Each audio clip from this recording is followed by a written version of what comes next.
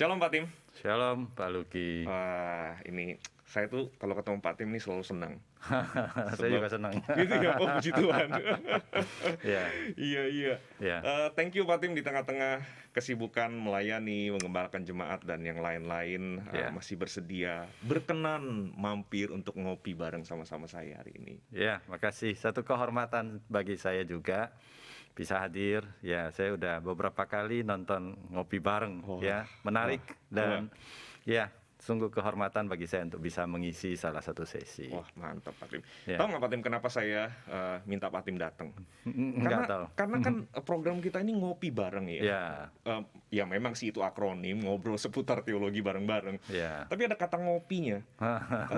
Saya itu belajar minum kopi lagi gara-gara pengaruh Pak Tim.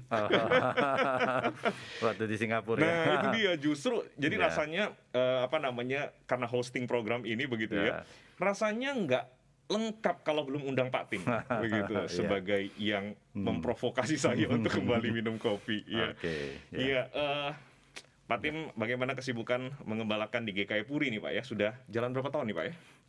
Ya, puji Tuhan ya, dari Oktober 2020, jadi 1 tahun 3 bulan sekitar itu. Oke, Ya, iya. Lalu kemudian juga sambil mengajar di STT Amanat Agung ya Pak Tim ya? Iya, betul. Ya, Iya, kita bersyukur juga ini selain Pak Tim ada beberapa rekan-rekan dosen STT di dalam beberapa episode yang lalu ya, juga mampir ngopi-ngopi di sini.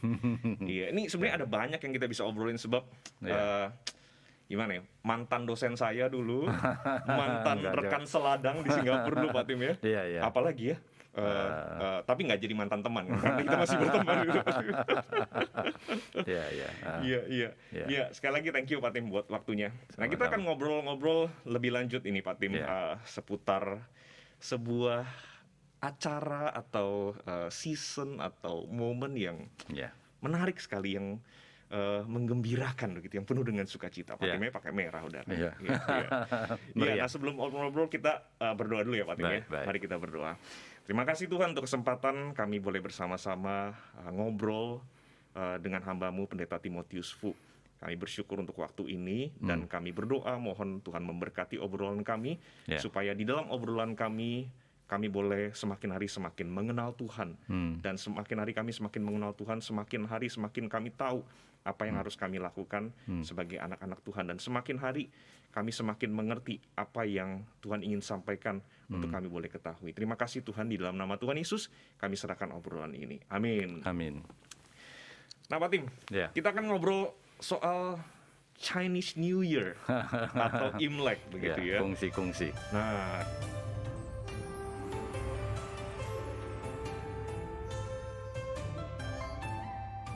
Nah, Pak Tim, kita ngobrol soal Imlek ya. Ya. Nah, Imlek ini kan sudah jadi perayaan yang semakin biasa atau semakin marak, semakin umum. Mungkin dibanding 10-20 tahun lalu, sekarang Ya. kayaknya makin lebih umum ya. Ya, Di betul. mana-mana kita melihat suasana, dekorasi Imlek. Ya, layaknya sebuah sebuah hari raya yang memang sudah umum kita rayakan begitu. Ya. Dan kita bukan cuma lihat di pasar, mungkin di pusat perbelanjaan, di tempat umum, termasuk mungkin kita juga lihat dekorasi seputar Imlek misalnya di Iya. di gereja kan ya Pak Tim ya. Betul. Di Puri ada Iya, pernak-pernik ada, begitu ada, ya. ada. Iya begitu. Iya. Nah tetapi menariknya kan begini Pak Tim, di tengah-tengah maraknya suasana seputar Imlek, perayaan Imlek, tetap saja masih ada semacam mungkin perbedaan pendapat Iya. di kalangan orang-orang Kristen mungkin secara khusus begitu ya. Iya. Atau bahkan mungkin keraguan.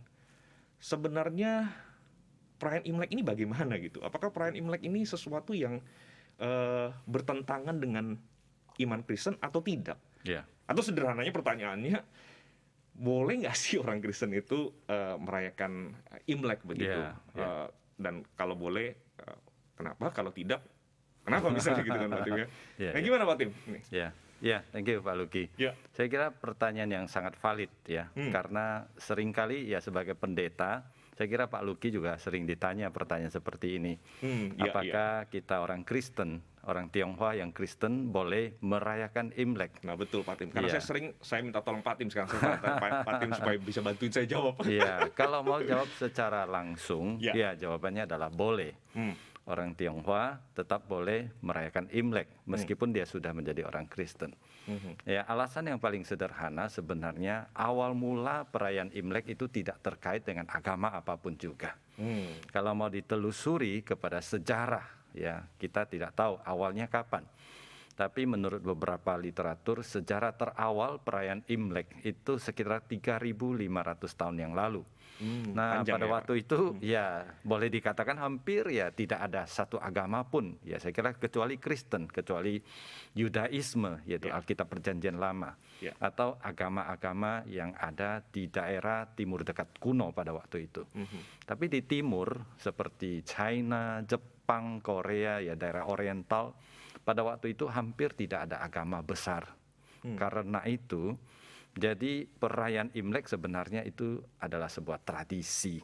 Ya. Merayakan, menyambut tahun baru, yaitu datangnya musim semi. Berakhirnya musim salju, yang mematikan, yang menyakitkan. Sekarang musim semi, bunga bermekaran. Iya. Ya kalau mengerti bahasa Chinese, lagu Imlek ya nyanyinya itu bunga bermekaran.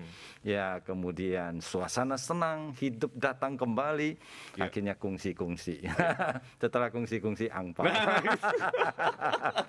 Nah jadi sebenarnya itu adalah tradisi. Nah kita sebagai orang Kristen, ya meskipun kita keturunan Chinese, setelah kita menjadi orang Kristen, kita tidak berhenti menjadi orang Tionghoa.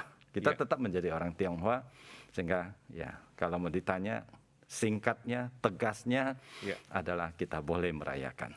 Iya, iya. Ini tapi menarik juga ya Pak Tim ya. Mungkin kalau ikutin penanggalannya orang Chinese berarti ya, atau setidaknya mereka yang tinggal di negara 4 musim lebih bisa relate kali ya. Iya betul.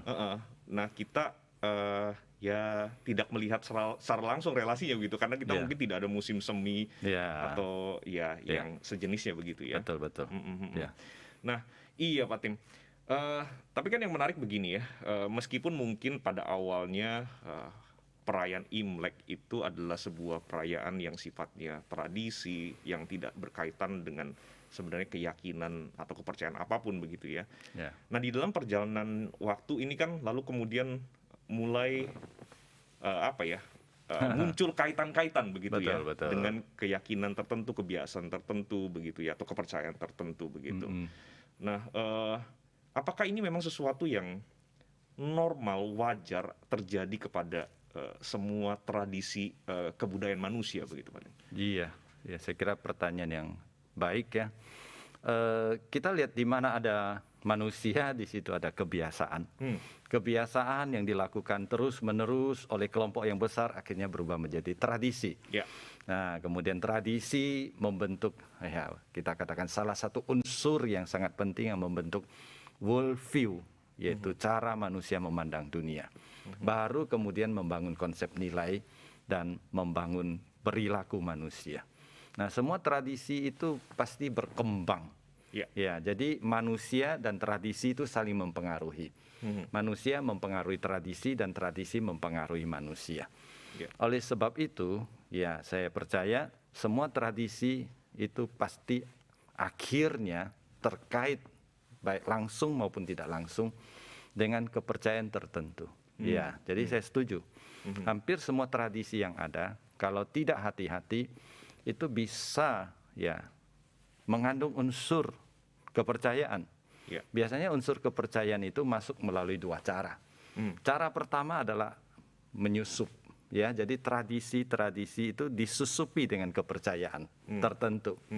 Atau yang kedua adalah unsur itu sebenarnya itu adalah unsur kepercayaan, lalu diangkat menjadi tradisi. Ya, jadi dua hal itu. Seperti itu.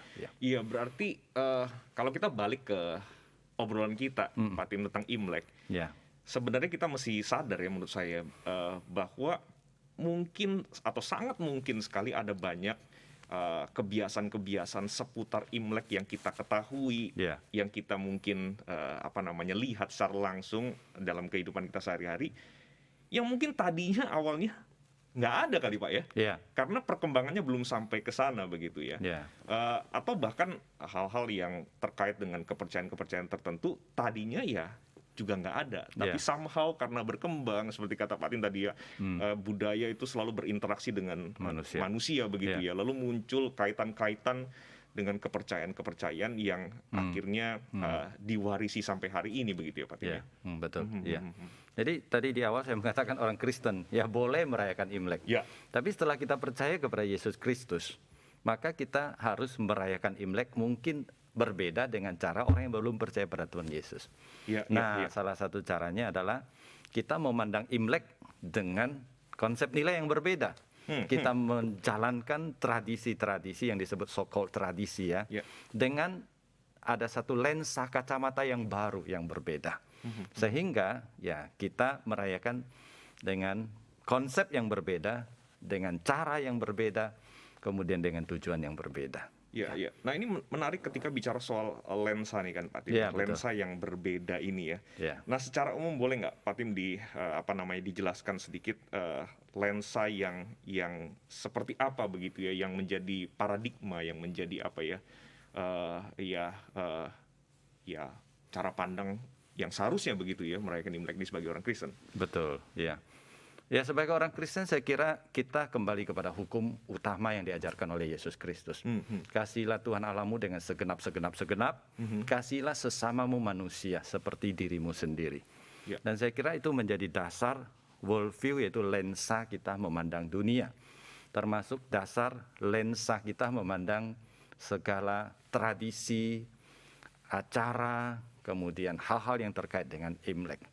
Ya. Oleh sebab itu saya berpikir ketika kita merayakan Imlek ya kita menghadapi banyak sekali tradisi, kegiatan. Ketika kita berbicara tradisi ya kita berbicara event, kita berbicara kegiatan, kita berbicara perbuatan, kita berbicara hal-hal yang kita lakukan. Ya.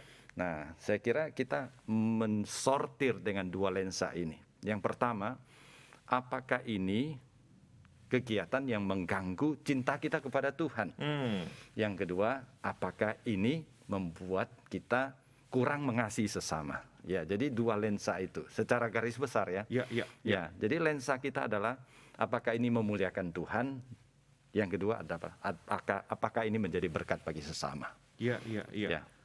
Wah, ini saya kira ini sangat sangat praktis sekali, tetapi sekaligus juga sangat penting ya, Pak Tim ya. Betul. Memang kebetulan obrolan kita hari ini tentang Imlek, tapi sebenarnya ini juga bisa teraplikasikan di dalam hal-hal yang lain begitu ya. Dan saya kira ini penting sekali, karena seringkali kan kita mungkin pakai lensa yang lain-lain, Pak Tim. Betul. Nah, ketika kita pakai lensa-lensa yang lain-lain itu, apalagi yang tidak ada kait-mengaitnya dengan kebenaran firman Tuhan begitu ya. Jadi seringkali kita terjebak kepada berbagai macam pandangan-pandangan yang mungkin ya subjektif gitu ya. Lalu kemudian jadi berdebat dengan banyak orang begitu ya. Tapi saya kira kalau pandangan ini saya kira cukup umum tapi cukup praktikal juga.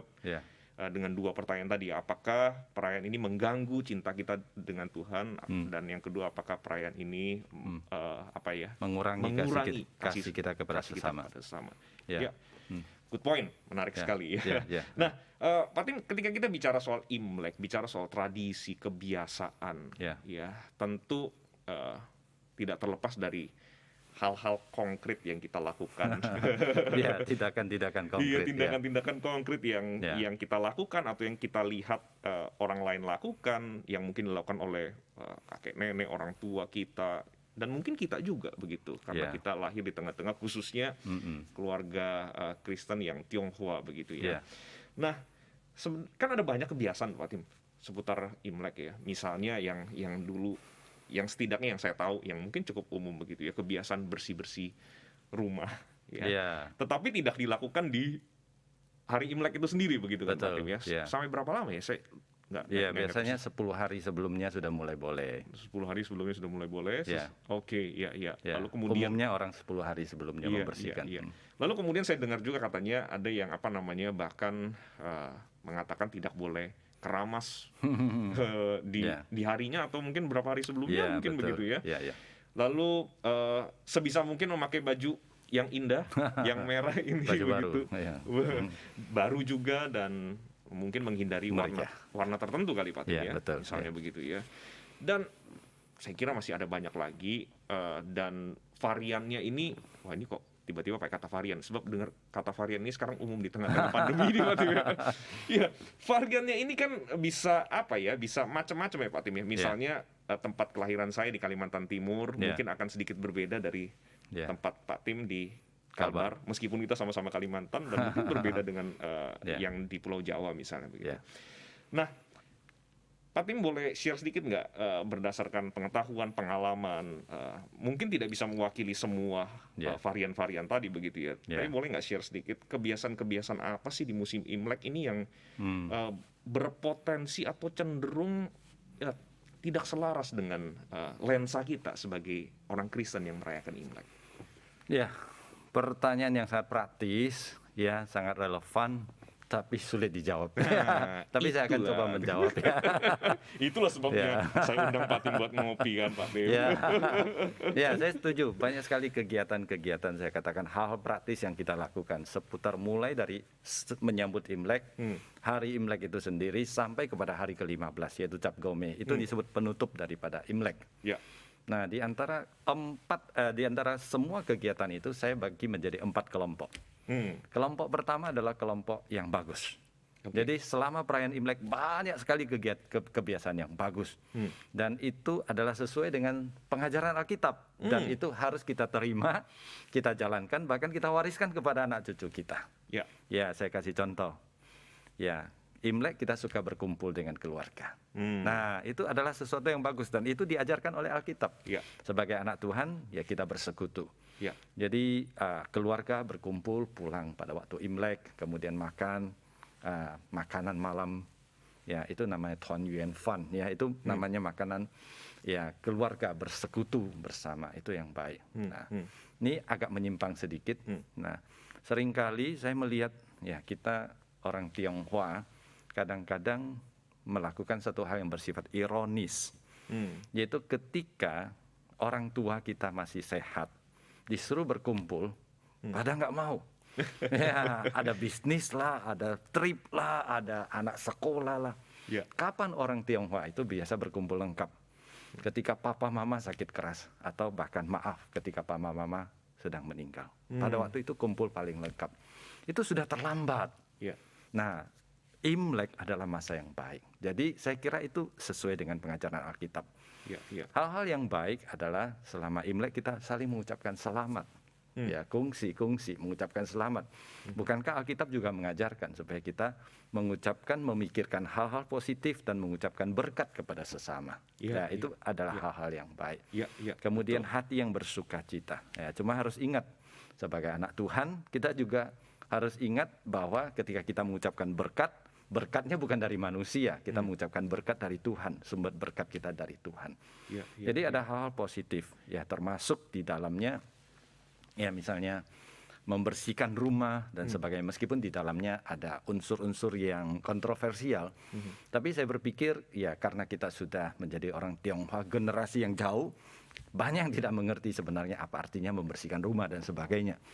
Jadi membersihkan rumah, kemudian saling mengunjungi, saling mengucapkan selamat. Bahkan ya saya kira banyak orang Kristen juga memanfaatkan hari pertama Imlek untuk beribadah kepada Tuhan. Itu yang baik.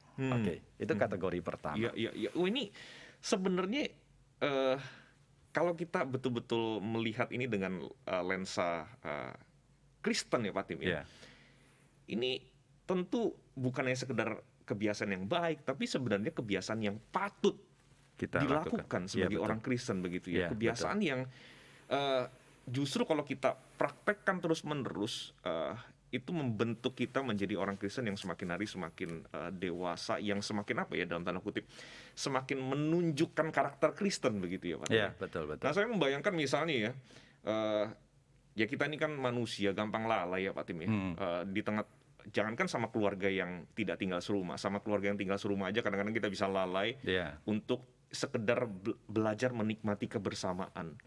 kadang-kadang suka wonder juga sih Pak Tim bertanya-tanya begitu ketika misalnya kalau lagi bepergian lalu kemudian lihat ada satu keluarga duduk di satu meja makan yang sama, tapi kemudian masing-masing dengan HP-nya. Iya, dengan kesibukan masing-masing begitu ya.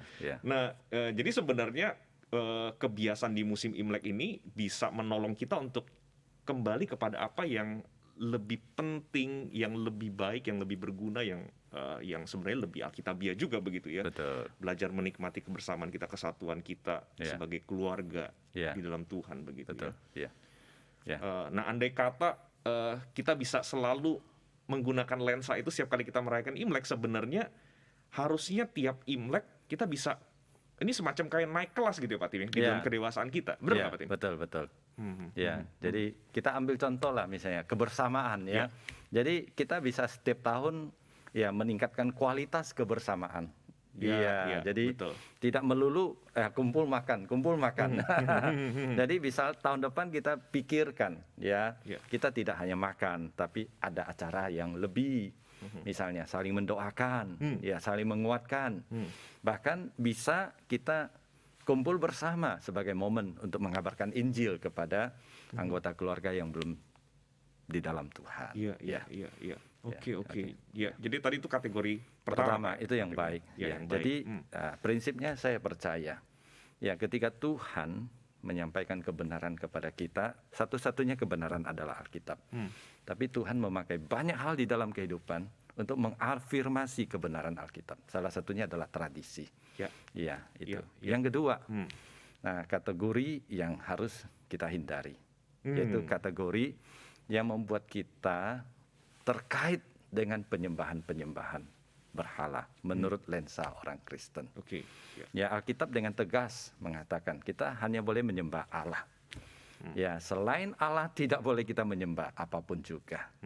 Nah, terkadang di dalam budaya-budaya tertentu, termasuk di dalam ketika kita menjalankan tradisi Imlek. Seperti saya katakan tadi, aslinya cuma Spring Festival, yaitu menyambut datangnya musim semi. Tapi seiring dengan perjalanan disusupin. Dan kita tidak tahu ini kapan masuk.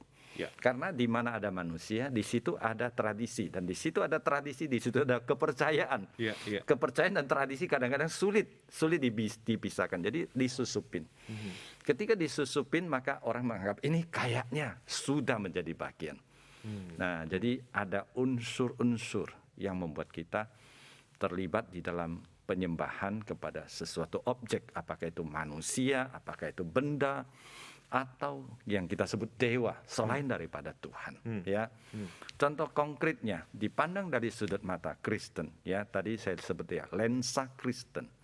Ada beberapa tradisi, dalam tanda kutip, selama Imlek yang tidak sesuai dengan pengajaran Alkitab. Misalnya orang menyembah kepada dewa dapur. Orang menyembah kepada dewa harta. Biasanya itu dua dewa yang paling sering disembah. Kemudian atau menyembah kepada dewa air dan sebagainya. Nah, banyak orang menganggap ini bagian dari tradisi. Sebenarnya kalau kita pandang dari sudut Kristen itu bukan tradisi, tapi adalah itu unsur yang sudah melanggar perintah pertama dan kedua dari Dekalog, yaitu 10 hukum Taurat dari Tuhan. Jadi banyak sekali unsur-unsur yang melanggar tradisi, melanggar kekristenan. Iya, Pak Tim tadi mention soal dewa dapur dan dewa harta begitu ya. Apakah ada informasi terkait dengan kenapa mungkin dua dewa ini yang somehow lebih menonjol di musim Imlek, atau sebenarnya di musim yang lain juga? Saya sih cukup awam dalam ini, Pak Tim mungkin ada. Ini paling menonjol waktu Imlek. Nah, ketika ditelusuri biasanya jawabannya adalah ini sudah tradisi. Dan juga tidak tahu sejak kapan kebiasaan ini sudah masuk ke dalam budaya orang Tionghoa. Nah, kita tahu budaya asli orang Tionghoa secara umum kalau kita bilang garis besarnya mainstreamnya kan bukan Kristen. Kalau orang Israel mainstreamnya adalah menyembah kepada Allah. Tapi ini budaya orang Tionghoa mainstreamnya bukan Kristen. Sehingga ketika ini ada di dalam mainstreamnya budaya orang Tionghoa, dianggap ini sesuatu yang wajar. Kita tidak tahu sejak kapan masuk. Tapi ini mungkin ada hubungan dengan filosofi orang Tionghoa. Nah, orang Tionghoa itu filosofi hidupnya sangat pragmatis. Ya, cari makan. Ya. Kemudian dan suka makan. Suka makan. Pertanyaan pertama, sudah makan belum?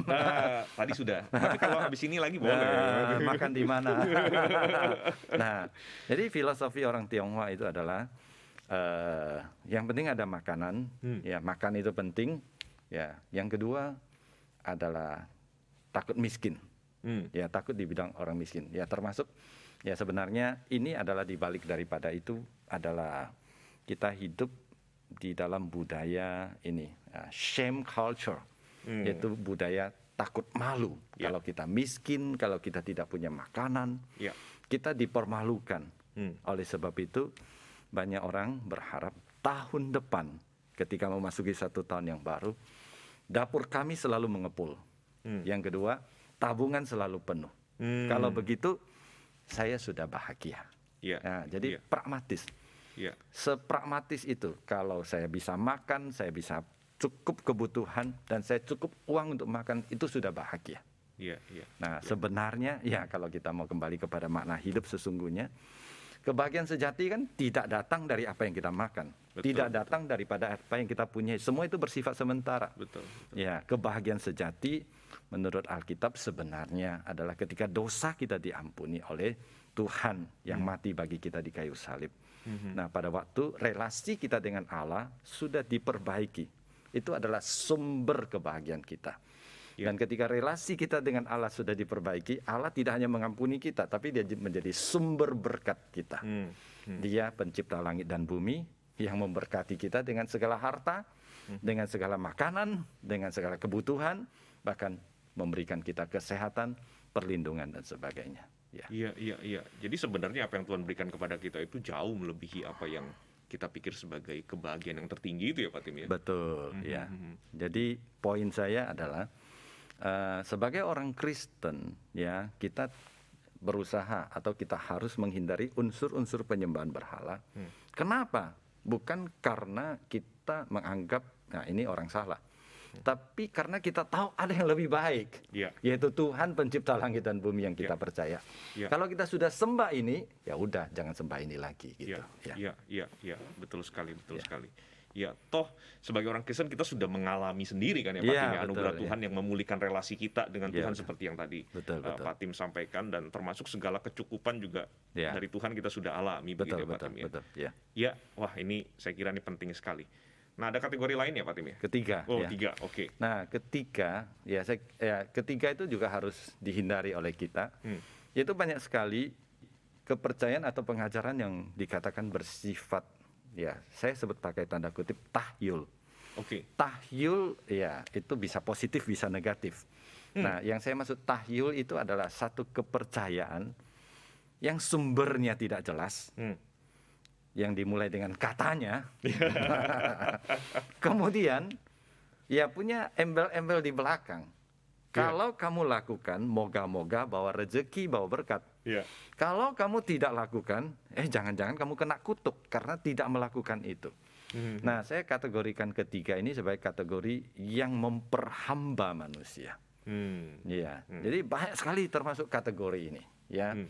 Nah, orang Tionghoa itu kreatif. Salah satu kreativitas manusia atau orang Tionghoa adalah suka menyamakan makna dari homofon. Homofon itu adalah bunyi yang sama. Ya, jadi ya angka 4 sama dengan si, mati. Jadi orang Tionghoa umumnya tidak suka angka 4. Kemudian suka angka 8, angka 9. Ya, kemudian kenapa tuh Pak Tim? Ayo. 8 itu pot kan. 9 itu kau. Pot itu artinya berkembang. Kau itu artinya selama-lamanya. Pot-pot kau-kau artinya terus berkembang sampai selama-lamanya. Kalau si kau-kau, itu. Gawat ya. Gawat itu ya. Nah, ini kreativitas orang Tionghoa. Kreativitas orang Tionghoa sehingga diturunkan kepada generasi berikut atau diceritakan ya secara verbal kemana-mana. Nah, orang berpikir, iya ya, kalau saya lakukan, kayaknya saya nggak rugi apa-apa. Tapi kalau saya langgar, ya siapa tahu itu membuat saya mengalami bencana, mendapatkan kutukan. Nah, masuk kategori ini seperti tadi Pak Luki sudah sebut ya. Ini termasuk homofon. Hari Raya Imlek jangan potong rambut. Kenapa? Jangan jangan keramas. Karena rambut bahasa Mandarin itu tofa. Fa, ya, kongsi fa cai. Ada fa di sana. Fa itu artinya apa? Fa itu artinya berkembang, berhasil, sukses, makmur. Jadi kalau Imlek kita potong rambut artinya makmur kita dipotong. Karena homofon itu tadi. Homofon. Iya. Kemudian cuci keramas. Si itu mencuci. Jadi fa kita itu dicuci habis. Nah, fa kita itu dicuci habis. Kemudian ada beberapa hal lain yang terkait misalnya. Ini juga tidak tahu dari mana ya, tapi ya mereka bilang percaya tidak percaya lebih baik lakukan sajalah. Ya contohnya ya katanya Imlek jangan makan bubur. Kalau makan bubur sepanjang tahun akan miskin. Imlek harus pakai baju meriah. Kalau pakai baju putih dan hitam hidupnya jadi monoton, hitam dan putih dan tidak ada makna. Nah ini sebenarnya sesuatu yang ditafsirkan. Nah, saya sebenarnya ya ketika merenungkan ini, saya memaklumi ya banyak orang mau melakukan itu. Kenapa? Karena di balik daripada semua ini ada satu kerinduan yang besar, yaitu ingin bahagia, ingin selamat, ingin diberkati. Oleh sebab itu mereka berusaha menciptakan apa yang disebut dengan don'ts and do's. Don't, jangan lakukan ini dan lakukan ini. Dan ketika kita tidak tahu asal usulnya, maka kita terlibat di dalam kebiasaan yang sifat memperhamba ini. Jadi somehow sebenarnya manusiawi ya Pak Tim ya, dalam tanda kutip ya, maksudnya ya karena manusia itu rindu untuk kehidupannya menikmati berkat, menikmati kebahagiaan ya. Nah hanya ya ini perspektif yang dipakai ini ya. Iya betul.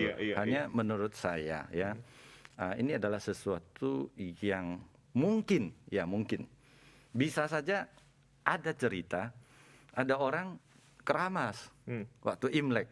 Setelah keramas, lalu dia bangkrut. Itu kan cocokologi ya, dicocok-cocokkan. Akhirnya itu menyebar. Ya itu loh si itu dan sebagainya.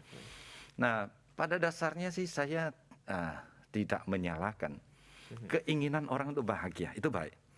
Keinginan orang itu selamat, itu baik. Tapi poin saya adalah apakah kita melakukan itu benar-benar membawa keselamatan dan kebahagiaan kepada kita?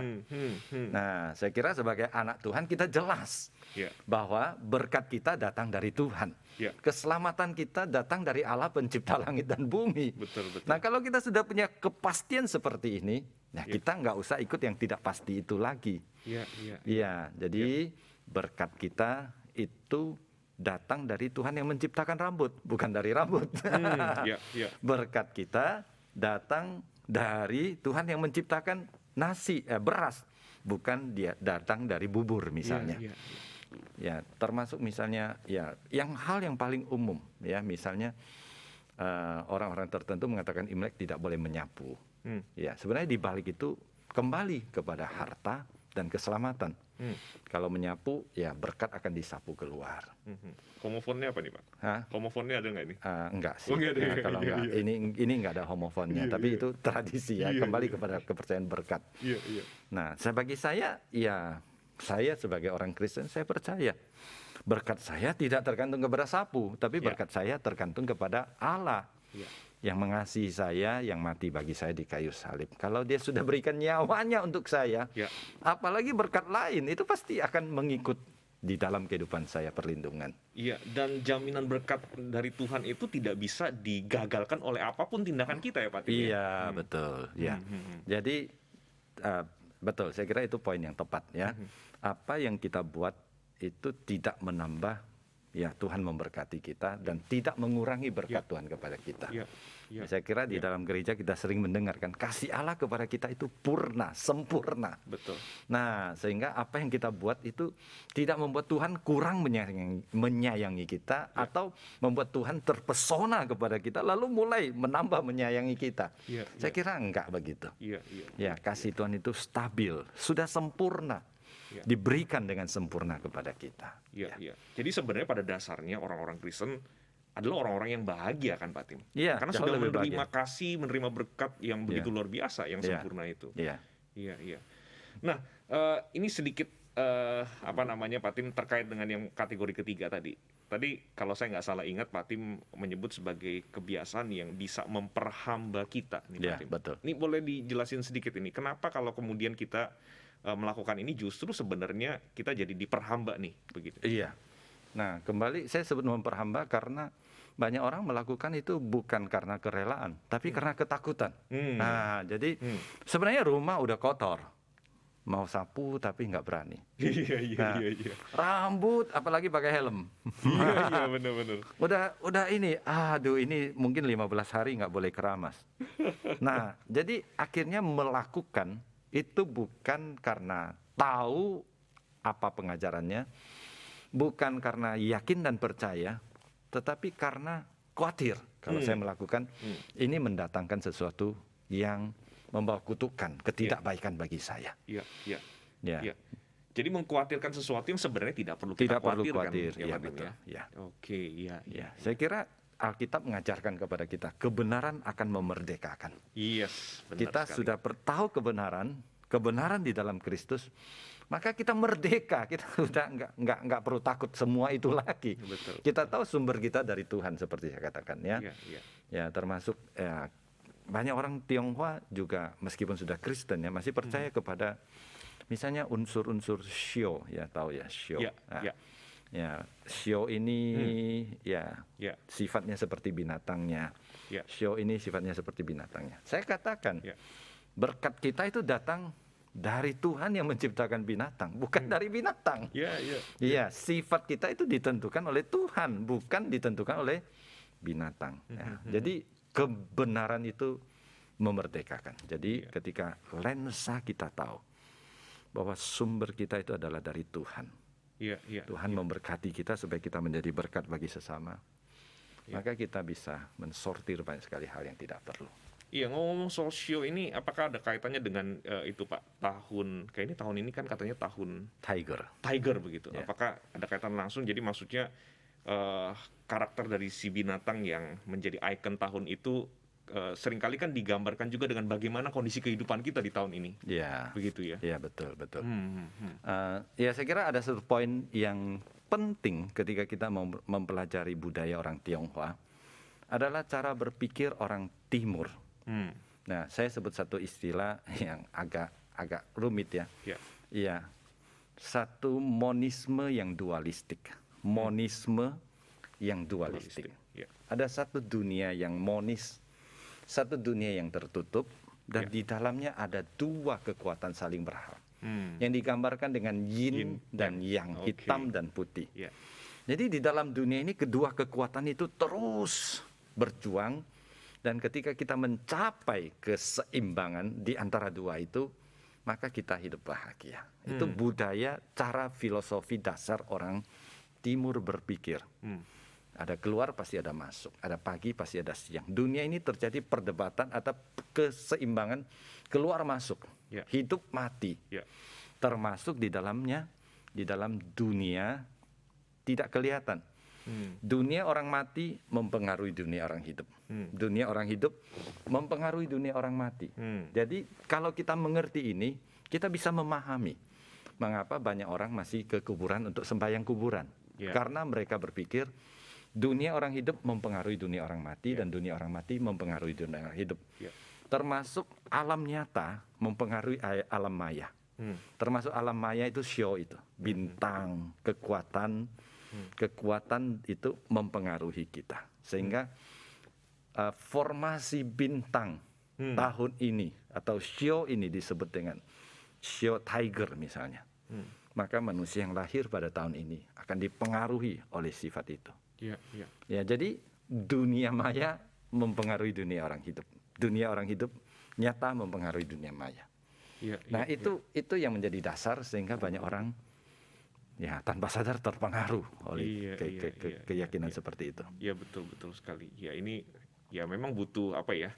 Butuh hikmat untuk menyadari bahwa ada hal-hal yang menyusup tadi itu ya Pak Tim. Iya, Dan kalau betul. kita tidak paham, kita ya itu tadi, kita bisa diperhamba oleh hal-hal yang sebenarnya tidak perlu kita khawatirkan begitu ya dalam hidup ini. Iya. Wow, oke. Nah, tadi itu kategori ketiga. Kalau nggak salah ada 20 kategori berapa? keempat. Oh, kategori keempat itu saya sebut sebagai kategori yang bisa di-redeemed, bisa ditebus. Itu sesuatu yang sebenarnya bersifat, ya boleh kita katakan bersifat netral. Tapi orang itu mengartikannya berbeda-beda. Ya, contoh yang paling sederhana yaitu angpau. Ya. Nah, boleh tidak kita beri angpau? Nggak boleh Pak. Terima boleh. Tahu aja Pak. Ya, jadi sebenarnya ya Pak Luki tahu ya, waktu saya di Saat ya banyak mengajar anak-anak dari Tiongkok. Ya, saya tanya kepada mereka sebenarnya apa sih makna angpau? Mereka berasal dari provinsi yang berbeda-beda. Mereka menjawab kepada saya, provinsinya maknanya ini, provinsinya maknanya ini. Jadi dari Tiongkok sendiri mereka tidak mengerti sebenarnya aslinya makna angpau itu apa. Nah, dengan kategori seperti ini boleh kita sebut redeem, kita masukin dengan nilai baru. Nah, jadi angpau misalnya, saya kasih contoh angpau. Kita jadikan angpau itu sebagai sumber berkat. Jadi ketika kita memberi angpau kepada orang yang di bawah kita katakan ini Tuhan sudah memberkati saya memberkati kamu. Nah, kepada orang yang lebih atas kita juga kasih angpau. Zaman dulu atas ke bawah, sekarang atas bawah ke atas juga kan. Sebagai orang yang sudah bekerja ya kita harus beri angpau kepada orang tua kita ya. Wah, padahal saya tuh cuman mau terima dari atas ke bawah Pak. Jadi dari atas ke bawah sini. Nah, sekarang bawah ke atas. Waduh. Kita sudah sama lah sederajat. Nah, jadi ketika kita memberi, saya memberi contoh begini. Kita bisa memakai momen angpau itu untuk menjadi alat pekabaran Injil. Saya kasih contoh, misalnya kalau orang dikasih angpau itu pasti senang. Kita suruh dia dengar kita, jangankan 5 menit, 10 menit, setengah jam pun mau, asal dapat angpaunya. Ya, saya kira kita siapkan kalimat-kalimat yang singkat tapi bermakna. Ketika kita membagikan angpau kepada orang, kita tanya, kamu tahu nggak kenapa saya bisa kasih angpau kepada kamu? Karena saya percaya kepada Tuhan yang memberkati saya. Karena dia memberkati saya bisa jadi berkat untuk kamu. Saya juga mau kamu percaya kepada Tuhan itu. Ya bisa. Nah, jadi itu memaknai. Contoh lain adalah ketika saya membagi angpau, saya bisa ngomong, ini angpau isinya uang ya. Jangan kasih angpau kosong ya. Ya, setelah kasih uang, nah kita katakan uang ini dipakai bisa habis. Tapi ada berkat yang tidak bisa habis dan terus memberkati kita, yaitu Tuhan. Nah, jadi ada tradisi-tradisi yang kita redeem. Ya, termasuk sebenarnya tradisi cuci rumah itu. Ya, tradisi cuci rumah menurut tradisi kepercayaan adalah sebelum Imlek rumah itu kotor. Kotor dalam pengertian bukan kotor ini, tapi kotor dengan berbagai macam unsur-unsur mistik. Jadi Imlek itu hari baik, rumah itu harus dibersihkan. Sehingga dengan membersihkan secara lahiriah itu secara simbolik, membersihkan semua unsur-unsur mistik yang ada di dalam rumah tersebut. Untuk menyambut datangnya Imlek. Tapi ini cerita tidak tahu dari mana. Nah, kita bisa redeem, kita katakan, ya kita membersihkan rumah. Rumah dibersihkan, tapi kita juga membersihkan hati. Datang kepada Tuhan. Jadi melalui berbagai macam perayaan, tradisi, kegiatan kita bisa lakukan hal yang terkait dengan firman Tuhan. Iya. Wah, ini menarik Pak Tim, karena sebenarnya kalau kita mau coba menggali dari Alkitab, wujud perbuatannya itu sendiri sangat bisa dikaitkan dengan kebenaran firman Tuhan ya. Jadi misalnya seperti yang tadi ilustrasi yang Pak Tim sampaikan tentang angpau itu ya. Ya. Sebenarnya kan di dalam kehidupan kita sebagai orang Kristen itu juga ada sebuah disiplin rohani, yaitu memang berbagi berkat dengan orang yang khususnya yang membutuhkan begitu ya, betul. Pak Tim begitu ya. Jadi somehow sebenarnya kalau kita maknai dengan tepat sesuai dengan lensa orang Kristen, kalau kita pakai istilah tadi redeem itu ya Pak Tim ya. Betul. Sebenarnya momen Imlek di mana kita biasa memberi angpau itu somehow bisa menjadi reminder ya, bahwa berkat yang Tuhan percayakan kepada kita itu tidak pernah hanya berhenti di diri kita, dan seharusnya itu disalurkan kepada orang-orang yang Tuhan pertemukan dengan kita, sehingga kita bisa memberkati mereka juga begitu ya Pak. Betul. Ya jangan-jangan kalau nggak Imlek karena tidak ada kebiasaan memberi angpau, mungkin kita bisa lupa juga kan Pak Tim, bahwa ada panggilan itu yang Tuhan berikan kepada kita untuk menjadi berkat. Iya. Jadi tidak hanya waktu Imlek itu mengingatkan kita membagi berkat kepada sesama. Iya. Betul. Ya, satu lagi misalnya warna merah ya. Nah, dalam tradisi orang Tionghoa kan banyak cerita kenapa warna merah. Nah, apa itu?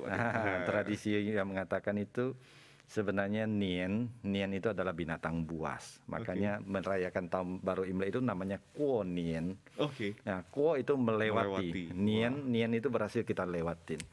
Jadi menurut cerita si Nian itu binatang buas itu datang kemudian masuk membuat makanan di dapur menjadi basi. Nah, makanya ini mungkin terkait dengan dewa dapur dan sebagainya. Kemudian akan menculik orang atau membuat rumah itu jadi tidak baik dan sebagainya. Nah, ada juga tradisi mengatakan dewa dapur setiap tahun akan kembali kepada langit dan melaporkan keadaan kondisi kita. Nah, ini cerita-cerita yang saya sebut, ya saya hargai tradisi yang turun-temurun. Tapi ketika kita membaca, kita tidak tahu dari mana asal usulnya seperti itu. Nah, si Nian ini bisa dilawan dengan warna merah. Jadi dia takut warna merah. Jadi kalau rumah dipasang merah dan dibunyiin petasan, dia akan pergi. Iya. Nah, itu sebenarnya cerita. Ya, saya coba baca dari berbagai sumber, nggak tahu itu dari mana. Tapi itu sudah turun-temurun diceritakan. Nah, saya katakan merah sangat identik dengan kekristenan. Kita tahu Yesus mencucurkan darahnya. Darah Yesus ya pasti warna merah ya. Merah, dosamu merah seperti kirmizi, Tuhan Yesus mengampuni. Nah, jadi kita bisa memakai redeem warna merah itu untuk dipakai sebagai jembatan mengabarkan darah Kristus yang sudah mengampuni kita. Itu. Iya. Wah, ini menarik sih sebenarnya Pak Tim ya, karena somehow kalau kita maknai dengan tepat, semua kebiasaan-kebiasaan ini somehow menjadi means begitu ya, menjadi sarana untuk kita lebih memaknai iman Kristen kita, sekaligus juga menghidupi karakter Kristen yang semakin nyata di tengah-tengah dunia ini. Betul. Iya. Tapi balik lagi, pemahamannya harus tepat nih Pak Tim ya. Betul. Iya. Wah, kita recap lagi Pak Tim. Jadi ada 4 kategori tadi ya. Jadi yang pertama adalah kategori yang bagus begitu ya, yang bukan hanya baik tapi patut kita lakukan sebagai orang Kristen di dalam kita merayakan Imlek, bahkan melampaui hari Imlek itu sendiri begitu ya. Lalu yang kedua yang harus kita hindari. Iya, betul ya. Lalu yang ketiga yang bersifat tahayul, yang bisa memperhamba kita. Ya, begitu. Lalu yang keempat tadi yang kita bisa redeem, kita bisa tebus. Betul. Menolong kita justru untuk semakin memaknai iman kita sebagai orang Kristen. Wah, ini saya kira kategori-kategori yang penting. Kapan-kapan mau ada kategori baru, Pak? Belum ketemu. Mungkin kalau bisa kategorinya tuh 8 atau 9 terkait dengan homofon tadi kali. Ini 4 ya. Iya, anyway, saya kira ini sangat praktis dan sangat menolong sekali untuk kita lebih memaknai berbagai macam kebiasaan seputar masa Imlek ya, Pak Tim. Betul. Nah, satu lagi Pak Tim. Ini juga yang menarik terkait dengan Imlek begitu ya. Nah, Imlek itu kan ya itu tadi misalnya Pak Tim mention soal kebiasaan kumpul sama-sama, lalu orang Kristen itu yang penting itu adalah makan. Jadi kan kumpul lalu kemudian makan bersama. Lalu kemudian ada apa tuh Pak Tim? Biasa ada satu pinggan besar. Lalu kemudian lohei. Nah, itu ya pakai sumpit bareng-bareng mengaduknya begitu kali ya. Iya, betul. Ya, saya nggak tahu apakah di tengah-tengah situasi pandemi ini masih bisa dilakukan. Mungkin masih bisa kalau satu Iya, rumah kali ya. iya, betul. Iya, tapi yang jelas ada makanan, begitu ya, ada makan bersama. Nah, seringkali di dalam pengalaman saya, dulu kebetulan kakek nenek, orang tua dari mama itu belum Kristen begitu ya. Mereka juga ada kebiasaan-kebiasaan yang terkait dengan kepercayaan mereka. Nah, seringkali makanan-makanan yang kita nikmati bersama-sama itu mungkin sudah dipergunakan di dalam ritual sembayang atau ritual ibadah dari kepercayaan yang lain, lalu dinikmati bersama-sama. Nah, saya tidak tahu apakah mungkin beda tempat bisa beda juga kebiasaannya, tapi setidaknya yang saya pernah alami itu adalah yang seperti itu. Nah, lalu di sini kan muncul perdebatan nih, Pak Tim, muncul diskusi lah setidaknya. Saya ingat di keluarga saya pun juga muncul diskusi ya, antara baik yang keluarga yang sudah Kristen maupun keluarga yang belum Kristen juga. Bagaimana kemudian menyikapi kenyataan ini begitu, bahwa ada makan bersama lalu makanannya itu sudah dipergunakan untuk ritual sembahyang kepercayaan yang lain begitu. Nah, ini bagaimana kita memandangnya sebagai orang Kristen nih, Pak Tim? Ya, oke.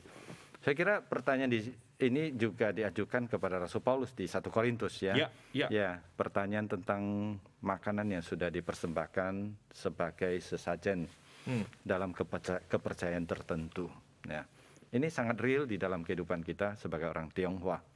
Karena orang Tionghoa sangat menghargai dan menghormati nenek moyang. Khususnya kalau nenek moyang itu sudah meninggal.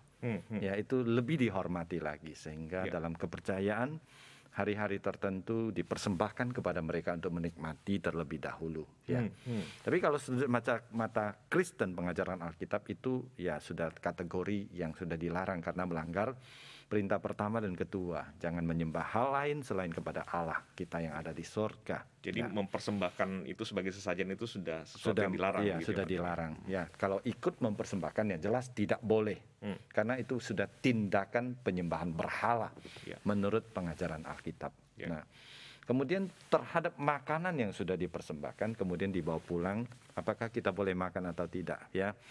Pengajaran Rasul Paulus di dalam Alkitab atau pengajaran Alkitab sangat jelas. Pada dasarnya ya hanya ada satu Tuhan.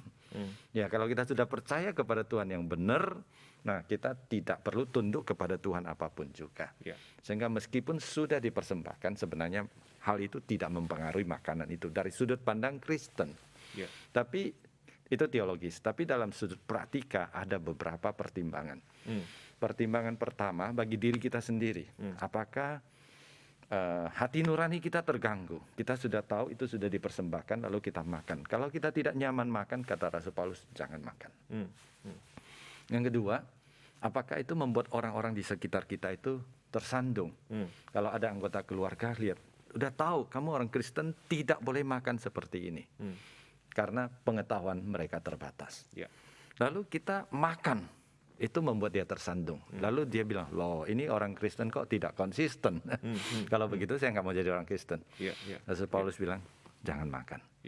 Nah, tapi kalau tidak melanggar hati nurani dan tidak membuat orang tersandung, Rasul Paulus mengatakan semua makanan kalau dinikmati dengan terlebih dahulu mengucap syukur kepada Tuhan, itu akan disucikan oleh Tuhan. Ya, jadi tergantung kembali kepada kondisi keluarga masing-masing. Ya, case-nya bisa juga terjadi begini kan Pak Tim, maksudnya justru kalau kita tidak makan, maka kita dianggap tidak menghargai persekutuan kita di tengah-tengah keluarga besar. Bisa juga kan Pak Tim? Iya, betul. Jadi kalau kita mengatakan, kenapa kamu tidak makan? Aduh, ya misalnya maaf saya katakan, maaf dia. Itu jijik, saya nggak mau. Itu justru melukai orang. Ya, jadi makan melukai orang atau tidak makan melukai orang. Kalau kita tidak makan lalu melukai orang, saya kira kita harus makan supaya tidak melukai orang lain.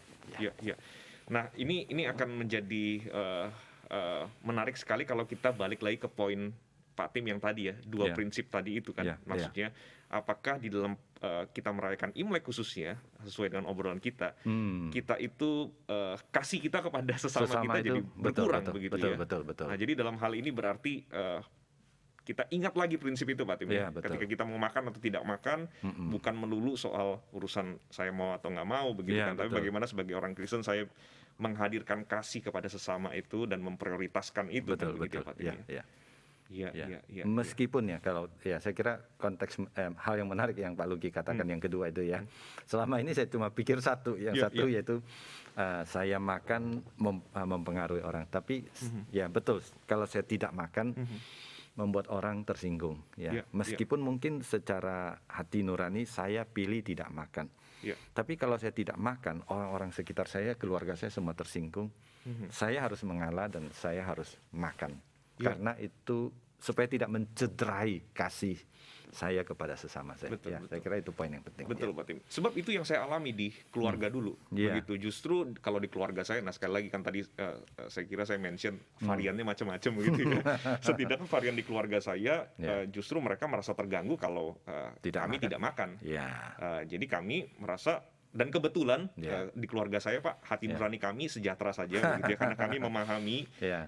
seperti yang tadi Pak Tim jelaskan dari Ya. 1 Korintus itu ya. Ya, ya. Jadi kami makan dan keluarga sukacita ketika Iya, kami betul. bisa involve makan sama-sama Betul, begitu. betul. Ya, ya betul. Iya, iya. Ya. Wah, kita sudah ngobrolin macam-macam Pak Tim ya seputar Imlek dan Ya. saya sendiri sebagai seseorang yang terlahir di tengah-tengah keluarga orang Tionghoa begitu ya, Ya. mendapatkan banyak sekali insight-insight ya. Nah, kalau gitu saya mesti berguru lebih banyak ini, berguru khususnya tentang homofon tadi itu kayaknya. Iya. Jadi semoga obrolan kita hari ini bukan hanya sekedar bermanfaat bagi saya, tapi juga bermanfaat bagi semua orang yang mendengarkan Ya. obrolan kita, Pak Tim. Amin, Dan amin. menolong kita untuk semakin hari semakin menyadari bahwa di tengah-tengah kehidupan kita di dalam dunia ini dengan berbagai macam kebiasaan, tradisi apapun, ya kita dipanggil untuk hidup sebagai orang Kristen yang senantiasa memuliakan Tuhan dan memberkati sesama kita. Dan saya kira ini prinsip yang sudah seharusnya dipegang oleh orang-orang Kristen, Ya. sehingga ketika kita berhadapan dengan perayaan apapun, budaya apapun, kita tahu bagaimana kita harus Prinsipnya sama. bersikap, prinsipnya sama. Betul Ya, sekali. Nah Pak Tim, sebelum mengakhiri ngopi bareng kita ini, dari tadi saya belum lihat Pak Tim ngopi. Kayaknya boleh ngopi dulu kalau mau Pak. Habis inilah. Habis ini ngopi ya. Takut begitu. diminta. Nah, bukan Pak, saya cuma ingin memastikan ada isinya nggak gelasnya itu. Nah, mestinya ada sih. Ada, gitu ya. ya. Nah Pak Tim, ada closing statement yang mungkin ingin disampaikan sebelum kita mengakhiri obrolan kita Pak Tim. Silakan Iya, Pak Tim. Iya. Begini, kita menyembah kepada Allah yang benar. Allah ini tidak hanya menciptakan langit dan bumi dan menguasai alam semesta. Alkitab mengatakan Allah ini yang menentukan musim. Segala musim di dalam dunia ini berada di dalam tangan kuasa Tuhan. Ya. Termasuk musim salju, musim semi itu ada di dalam tangan Tuhan. Oleh sebab itu, sebagai manusia, kita seharusnya datang dan menyembah kepada Allah yang menciptakan musim. Ya. Bukan menyembah kepada musim itu. Nah, kemudian sebagai manusia, kita tidak bisa lepas dari tradisi. Ya, jadi kita harus hidup di dalam tradisi, ya, menghormati tradisi, kemudian menggarami tradisi, menerangi tradisi, supaya tradisi itu bisa berkenan kepada Tuhan. Jadi kita sebagai orang Tionghoa, sesudah kita percaya kepada Yesus Kristus, kita tidak berhenti menjadi orang Tionghoa. Jadi kita menjadi orang Tionghoa yang memandang segala budaya dan praktek perayaan Imlek dengan kacamata lensa Alkitab. Nah, dengan demikian kita bisa memuliakan Tuhan dan menjadi berkat bagi sesama. Amin. Amin. Ya, jadi saya tidak setuju orang mengatakan setelah kita menjadi Kristen kita tidak merayakan Tionghoa, itu namanya antisosial. Iya, Kita iya, tidak iya. boleh antisosial. Kita Iya. tetap mengucapkan selamat. Ya. Kita tetap merayakan dengan sukacita. Tapi kita jadikan momen ini untuk meridim beberapa budaya dan kita bawa kepada Tuhan menjadi berkat. Ya. Amin. Ya. Thank you banget Pak Tim. Thank you. Ya. Saya harap ini bukan menjadi obrolan kita yang pertama dan terakhir, karena Ya. nanti saya akan siapkan kopi-kopi yang lain untuk kita bersama-sama nikmati dan Ya. tentu saja bukan hanya dinikmati dalam artian kopi yang real, tapi juga dalam artian obrolan kita ngobrol seputar teologi dan saya percaya setiap obrolan-obrolan seperti ini menolong kita untuk semakin hari semakin mengenal kebenaran yang ingin Tuhan sampaikan kepada kita ya Pak Tim ya. Ya. Thank you banget Thank sekali you, lagi thank Pak you, Tim. thank you. Ya kita tutup program kita dengan doa. Ya. Minta tolong Pak Tim boleh mendoakan khususnya para pendengar yang menyaksikan program ini. Silakan Pak Tim. Mari kita berdoa. Bapa di surga, kami mengucapkan syukur dan terima kasih Engkau Allah yang menciptakan langit dan bumi, Engkau juga mengasihi kami. Engkau yang menguasai musim dan juga alam yang ada yang kami hidupi ini. Engkau juga mengasihi kami dan menyelamatkan kami menjadi anak-Mu. Pada saat ini Tuhan, kami menyerahkan diri kami ke dalam tangan Tuhan. Kami baru saja melewati hari-hari penuh bahagia ketika kami merayakan Imlek. Dan biarlah hari raya Imlek itu boleh terus kami ingat dan kami pakai untuk memuliakan nama Tuhan dan menjadi berkat bagi sesama.